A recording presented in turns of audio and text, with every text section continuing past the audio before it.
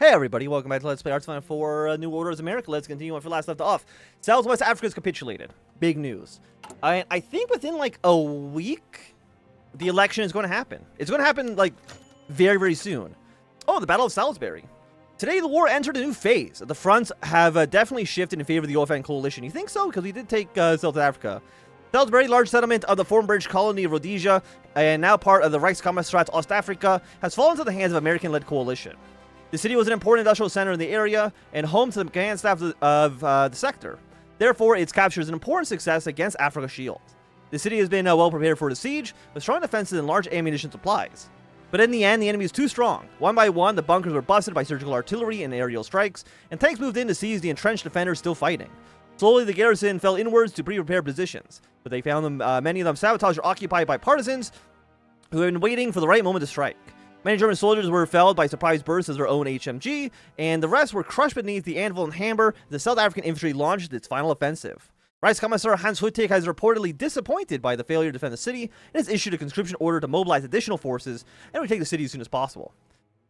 He also threatened the occupation forces to abandon the city immediately or suffer the consequences of such hubris. Despite his boisterous claims, all observers agree that this is an important victory for the OFN. Now, I will say, you literally don't have any troops around here. So I would be stunned if you were able to do anything. And you know, I'm going to take your capital in a second, you dork. You're negative 100% stability. People hate you so much. It's crazy. It's actually crazy how much they hate you. The presidential debate. Wait. I'm just going to quickly Google this. Because I'm curious. When was the 1964 election? Like, what day was it on? November 3rd. Okay, well, it would have happened at this time already.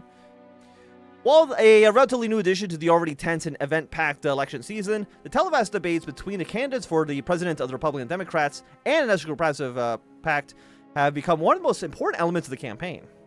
The clash of wit, personality, charisma, and policy between the two, most likely people to become the leader of the free world, is a must-see TV, a public duty for the three big networks of ABC, CBS, and NBC. And well-respected cast of news reporters, including Edward R. Morrow, Walter Cronkite, John Chancellor, and Quincy Howie, serve as moderators. In light of the tumultuous past 4 years, both parties and their candidates went to show that they are more open and transparent, and willing to face down their opponent in front of live cameras. Wallace F. Bennett, top of the ticket for the Republican Democrats, and the NPP's Robert F. Kennedy are going face-to-face on WNBC studios in Rockefeller Center in New York City. The debate, planned to be about a variety of topics, became focused on internal affairs, especially the so-called American Depression. Kennedy was quick to announce Bennett's plans as too moderate for the demands of the times. There are millions here languishing in poverty, while a handful at the top have millions hoarded away, Kennedy thundered at one point. How can one climb their way when the rich and powerful have already pulled up the ladder after them? Bennett retorted, outlining a great economic prosperity that is filtering through American society, where even the lowest level store clerk can get access to cars, fridges, and even a television, when so many around the world struggle to get clean water and a safe place to sleep. While the U.S. has a long way to go, slow and steady wins the race. The partisans of either coalition were quick to claim the candidate won the debate, but it's really up to the independents, the swing voters, to decide who actually emerged victorious in the polls to come, and eventually the election itself. Okay, the RDC is going to fall apart a little bit. Kennedy has won the debate. Congratulations to Kennedy. Currently, the presidential election is looking at 149 to 75. That is going to be a big hurdle for the Republicans to overcome. But again, that's just the safe seats. There is still a great campaign, which means if you can do one more, I would like to target New York one last time and see if you can pull it away from the okay, RDC's crash and burn. We love to see that as well. Clash 1, elections, Senate elections. After months of politicking, spending, debates, stump speeches, and campaigns rising and falling, the big night is here.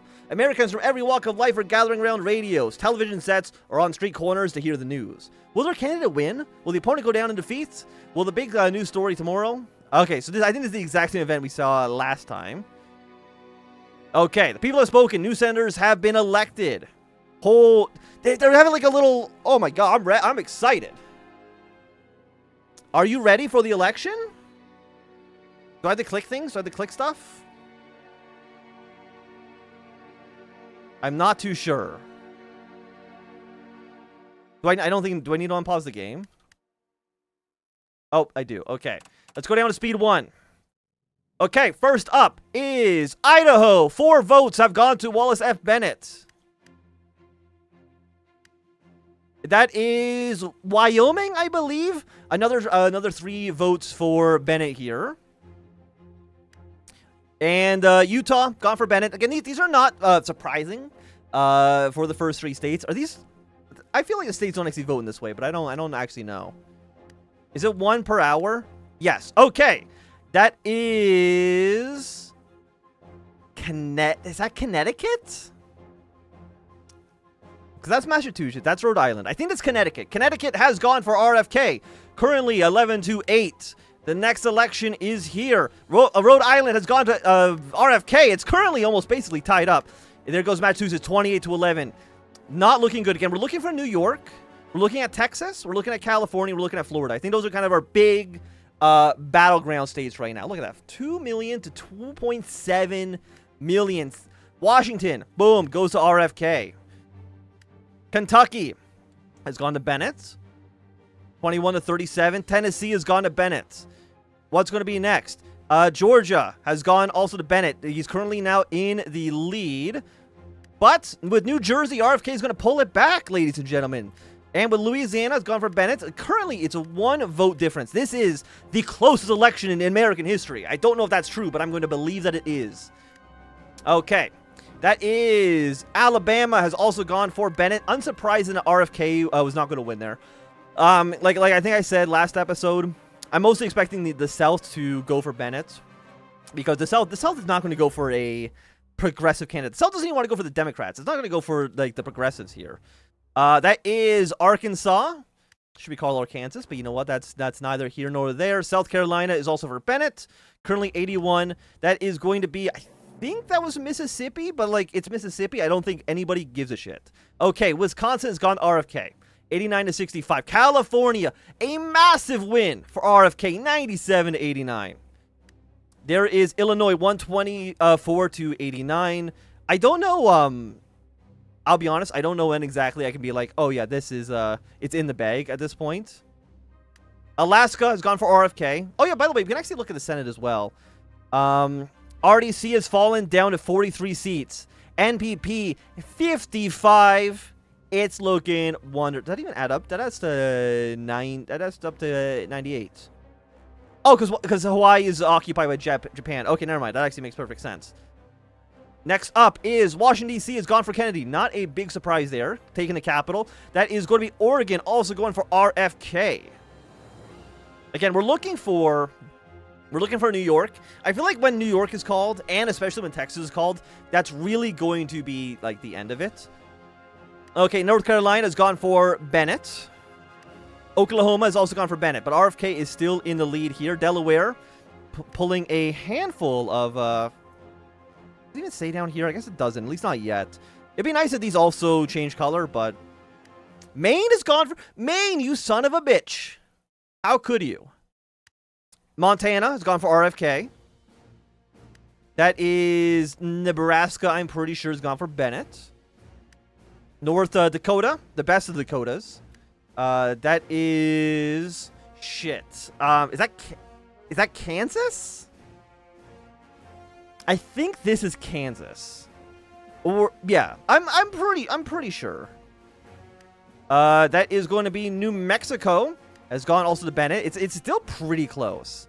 Colorado's gone for Bennett. 147-140. That is Arizona. 144-147. That is going to be Maryland. Taking Kennedy up to 156. Minnesota. The little Canada of America has gone for Kennedy. I believe that was Virginia. Going for Bennett here. By the way, this might be the entire episode is us just looking at this screen. That's okay. That is going to be South Dakota. I'm sorry, South Dakota, for bad-mouthing you earlier. Both Dakotas are beautiful. We love them. New York State has declared themselves for Kennedy. I think that might be game then. Because you only need 269. And there we go. I like with Texas, I think RFK has won this. And there's Michigan. Like it's over. Yeah. We only need to win like one more state at this point. Indiana's gone for Bennett. Pennsylvania, 292 now for Kennedy. Ohio, congratulations. You've chosen correctly. West Virginia, I mean, I wasn't expecting much out of you, so it is what it is. Next up, Florida, you piece of shit. Fuck you. Okay, there goes Vermont. Look, okay, I'll read this in a second, okay? I have more pressing matters to look at. Missouri, you beautiful sons of guns. They've gone for RFK. Nevada also going for RFK, and New Hampshire, the final state. You've got to go for it. They're beautiful. 340 to 197. Bennett, you are out of here for the first time since 1850. I'm trying to think. When was the last time the Whigs won an election? Because I think 1856 was the Democrats. Maybe 1852? I'm actually not too sure. But either way, the first time in over 100 years. Neither the Republicans nor the Democrats have won. Election day. All across America today, tens of millions of people have lined up in churches, libraries, schools, and community centers to exercise their right to vote. In Dixville, Notch, and Hart's location, New Hampshire, excited old-timers gather in the town's ballot rooms at midnight so that they could be the first of the nation to vote. Now, I will say, I'm sorry, New Hampshire. The first state that was actually called was Idaho? I'm sorry to say. Try better next time. Where was I? First person to vote. Throughout the day, pundits from all three major networks have speculated on who will clutch the necessary electoral college majority to win the White House. Will it be the brash populist coalition of the NPP or the stead and battled but still strong incumbents in the Republican Democratic coalition? America has faced countless challenges in the past several years, from political strife to bloody war. As the night goes on, Walter Cronkite of CBS is the first to announce the projections. The winner of the 1964 presidential election is the RDC received 197 electoral votes. The NPP received 340 electoral votes. Robert F. Kennedy has won the election. Congratulations, Mr. President. The second Kennedy to be president, I think, this year. I mean, technically, I think it has to wait until January, but don't worry about that. Those are in the finer details. You can ignore that. Crunching numbers at dusk. McCormick had never seen so many numbers in his life. Right now, as the rest of the country heads to the polls to cast their vote in what would become the most divisive election in living memory, all he could do was sit and examine the endless sheets of paper stacked out on the desk. Newspapers, stat sheets, communiques from all across the country. The contents of the paper varied, but each one of them had circled particular stats that he was looking for at the polls. The New York Times said the RDC stood a good chance in Iowa, while the Boston Globe predicted a bloodbath in the NPP's favor. Pollsters in Illinois seemed confident the Republican senator would keep his seat, but the news from Louisiana was not so encouraging. Endlessly, McCormick gorged himself on poll numbers, feeling his heart sink at every poor showing and subsequent soar of every promising result.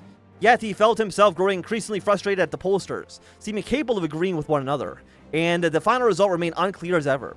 The uncertainty made him feel sick to his stomach. He knew he hadn't made the right choices, and the NPP were stronger now than they had been ever before. Nixon and Kennedy were the reasons that he had been in this mess, yet history would remember him as a man who made or broke the Republican Democrats. As the night wore on, the official vote counts began. McCormick felt his eyelids begin to droop, resting his head upon a copy of the Washington Post. He felt his thoughts and fears ebb away as the sleep finally took him. He resigned himself to the knowledge that he would wake up to a brand new president, whoever it might be. Sleep well, caretaker president. Okay, so right now, currently, Senate controlled by the NPP. 19, the Democrats have utterly collapsed, which is insane because, you know, I guess because the progressives were so strong, the progressives are basically just looking at every single Democrat seat. But yeah, it's still very funny that the Republicans had Nixon, who was impeached because he was spying on his political opponents and was, you know, potentially facing some sort of criminal prosecution. And a Democrat president was shot in the head to national mourning, and they lost way more seats. But the NPP has gone, they've gone sicko mode. They've gone absolutely crazy with this.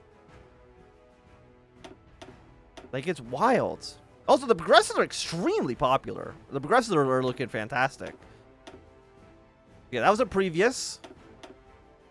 Who was Henry M. Jackson? I think he's the progressive as well. So I'm surprised that we lost basically all of his old seats. But that is a beautiful map right there, my friends. That is a beautiful, beautiful map. And now we can continue on. We have 200 political power. Anything we want to do here? And this is still about smoke and mirrors. And presumably, we're not going to get any more events until January. Maybe not January, but until RFK is actually sworn into office. Okay. And right after the election, we're going to take the capital of West Africa. And you're going to keep on driving up the coastline here, man. You're going to be looking fantastic. Take what you can. Operation's been a success. I generally don't even remember what it was. And war has now broken out between Haiti and the Haitian Revolutionary Front. Is there anything I can do at all? Build up. Sanction repressive tactics. Now, I think it's basically just over. Balance at 87. I'm pretty... Like, I can't send troops here, can I? I don't even know. Is there even a straight crossing? Can you even get there? I genuinely have no idea. Okay, there is the uprising in Haiti. We knew that was going to happen. Renovates Guantanamo. Increases the merit. I mean, the government in Haiti's collapsed. It's genuinely has never been more over. And I don't think we even need to worry about any of this stuff. Like, we're winning so easily in South Africa. But again, we're not even in South Africa anymore. We're in Mozambique. The Boulder uprising. After a string of defeats suffered by the numerically inferior West African colonial forces, today the easternmost African right Strat and de facto leader of Africa's Shield was forced to take an even worse humiliation as American forces entered Boulderstadt, the colony's administrative center, and see the power of Right Commissar Hans Huttig. The city has been turned into a venerable stronghold, with a ring of bunkers, trenches, minefields, and underground tunnels covering the entire perimeter in a hellish maze of interlocking firing zones. What the garrison couldn't expect, however, was the enemy from inside, though it's unknown whether they took control or they took contact with the besieging army, or if they acted on their own. Partisan movements from all throughout the city, many concentration camps, and the slave quarters launched a full-scale uprising, slaughtering their jailers and breaking free, spreading chaos and panic in the German quarters of the city. This distraction gave the attackers perfect opportunity to strike, and despite taking heavy losses, they managed to dislodge the garrison from the outer bastions of the and enter the urban areas. The last sector to fall was the fortress complex of the center administration compound, which had been riddled with booby traps and death zones. Over 600 soldiers died to take the building from the few dozen fanatical German SS barricaded there before military engineers and flamethrower tiers were sent in. Boulderstadt was the vital hub for the colony and hosted several industries fundamental to the war effort. The victorious occupants were reportedly shocked with what they saw in the countless mining concentration camps and slave factories, where tens of thousands of desperate men, women, and children lived in abject poverty and starvation. Many were moved to tears as some of the weakened ones died before their very eyes, crying of happiness of being free at last. Vice Commissar Huttig managed to flee the city and has sworn to avenge the defeat with the lives of all Amerikaners in the city. But some doubt the factability of such a claim. We'd love to see it. And Huttig, currently, how are you looking? That's a different war I don't care about. You're currently at 60%. And you capitulate, like, pretty quickly. So we'll start moving our way through Malawi, move our way towards Burundi and Rwanda. Germany's restored control over Central Europe. I mean, kind of. I mean, they don't have Poland. And it looks like, I guess, did Ukraine take, like, a province? I'm not too sure what they even did to Poland.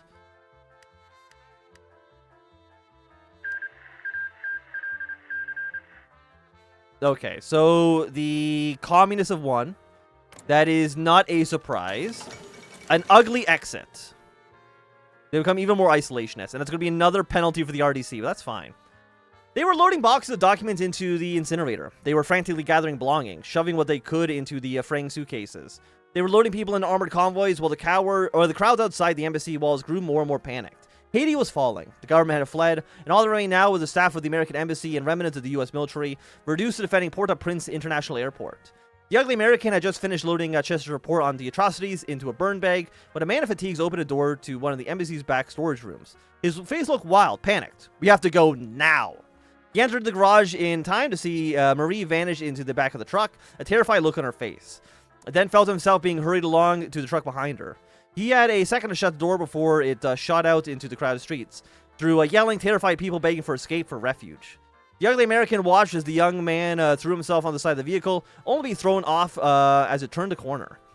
Once lively shops were sealed and barren as the owners hid from the PPLN.